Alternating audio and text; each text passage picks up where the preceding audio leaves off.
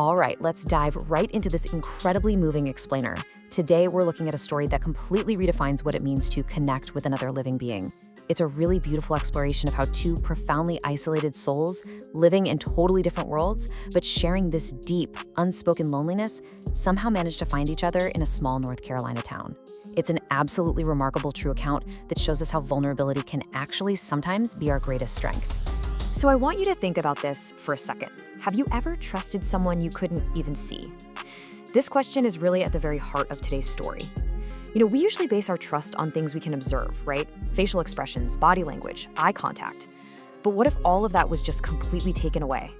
Well, today's explainer dives into a bond that was forged not by sight, but by pure trust, instinct, and this profound mutual need. We're going to see how the most broken souls sometimes find each other for a very, very specific reason. Part 1. Two lonely souls in Asheville, North Carolina. In this town, which is really well known for its peaceful parks and beautiful autumn trees, our narrative kicks off by looking at two seemingly separate lives.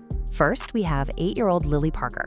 Now, Lily is deeply loved by her mother, but she lives a very sheltered existence. She actually lost her sight to a rare illness when she was just 4 years old. And then, living a completely different reality, we have a stray golden mixed-breed dog that the local shelter volunteers named Buddy. Buddy's reality is harsh, to say the least. His fur is constantly muddy, he's got a small scar on his ear, his ribs are showing, and he's largely ignored or even chased away by the adults in town. So, one is incredibly loved but lives in physical darkness, while the other lives out in the open but is practically invisible to the rest of the world. Because Lily couldn't see the bright red autumn leaves or the clear blue sky, she basically had to completely remap her reality. She navigated her world through this incredibly rich, intricate tapestry of sounds and smells. She listened, and I mean really listened closely. She memorized the distinct rhythms of people's footsteps. She recognized the unique cadence of different voices. She even knew exactly when she was passing the local bakery just by catching the comforting smell of fresh bread. It's like a giant puzzle. She built a vivid world out of sensory details that most of us just completely ignore on a daily basis. Her mother always tried to ground her with this truly beautiful sentiment, telling her, "You may not see the world, sweetheart, but your heart sees more than most people ever will." And Lily would smile every single time she heard those words. But as the source text reveals, deep down inside, Lily still harbored this quiet, secret ache. She often wondered what it would be like just to see her mother's face one more time. Meanwhile, across town, Buddy was living a very different kind of lonely existence. He would wander quietly through the streets. He wasn't aggressive at all, he never barked, and he never begged. Some of the kids might toss him some bread here and there, but he was really just searching for a fundamental kindness he hadn't found yet. And even though the local shelter volunteers knew all about him, Buddy never stayed in one place long enough to actually be rescued. The source material beautifully describes it as if he was waiting for someone he just hadn't met yet. Which brings us to the next chapter, the rainy meeting on a fateful Tuesday afternoon. Everything changed on a day when their normal routine was completely broken.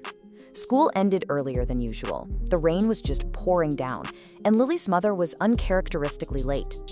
As thunder echoed and parents rushed away in all the chaos, Lily suddenly found herself standing completely alone. She took a few steps, made a wrong turn, and instantly she was dangerously disoriented, terrified by the loud, splashing traffic.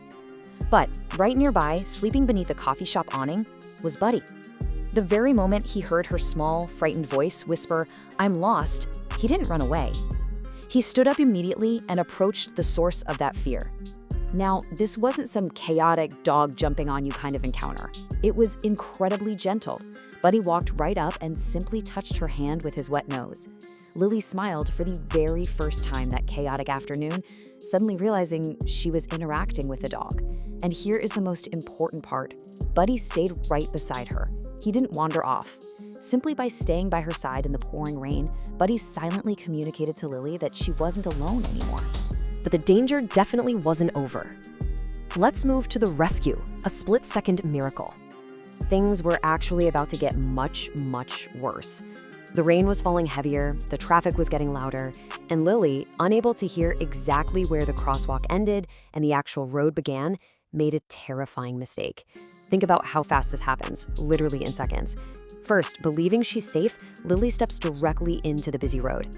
Second, a speeding truck, with the driver completely blind to the little girl in the rain, comes barreling toward the intersection. Third, Buddy reacts instantly. With instincts he didn't even know he had, he grabs the sleeve of Lily's jacket with his teeth and pulls her backward with all of his strength.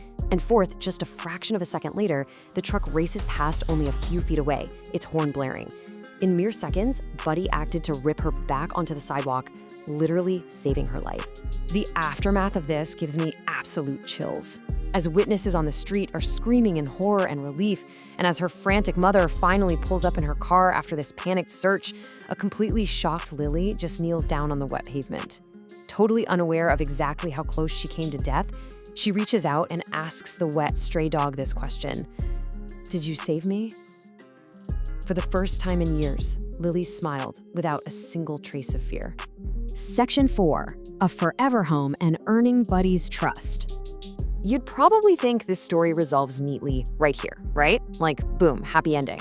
But actually, despite saving Lily's life, when Lily's mother tearfully approached Buddy to thank him, he backed away.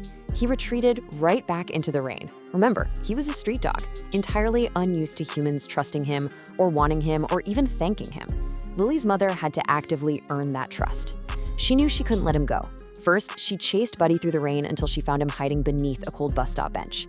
Then she knelt down to his level and explicitly offered him a real home, telling him he didn't have to live on the streets anymore.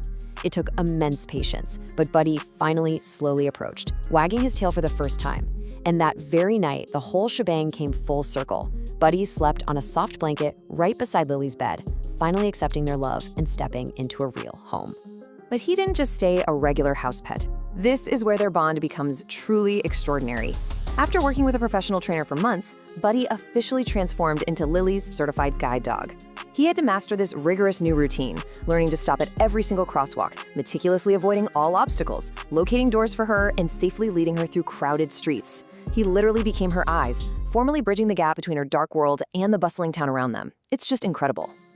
Which brings us to our final chapter, the Hero Award, A Town Remembers.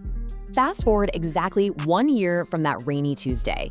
The entire town of Asheville gathered in the town square for the annual Community Heroes Celebration. And this wasn't just some small local acknowledgement. Standing on stage alongside firefighters, police officers, and teachers, Buddy was honored. The mayor himself presented the award, stating that it was going to someone who couldn't speak but whose actions spoke far louder than words ever could. He placed a blue medal around Buddy's neck with a single word engraved on it: hero. Then, Lily took the microphone and echoed the exact words her mother used to say to her. "I can't see Buddy's face, but every single day, I see the world through his heart." That simple, profound statement left the entire crowd and even the mayor completely in tears. It proved that vision isn't just about optics, it's really about connection. Ultimately, what you should take away from this explainer is this. Buddy didn't just physically rescue Lily from a speeding truck that day. And Lily's family didn't just pull a stray dog off the cold streets. They rescued each other from a life of profound isolation.